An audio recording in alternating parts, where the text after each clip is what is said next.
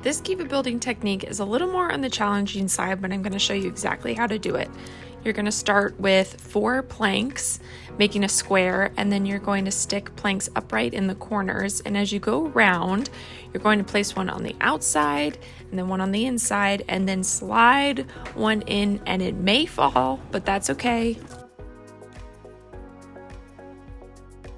Once you get the first layer down, it'll become a lot easier, and then you can just slide the planks in until you reach the top. The build is so interwoven that you can even pick it up with your hands.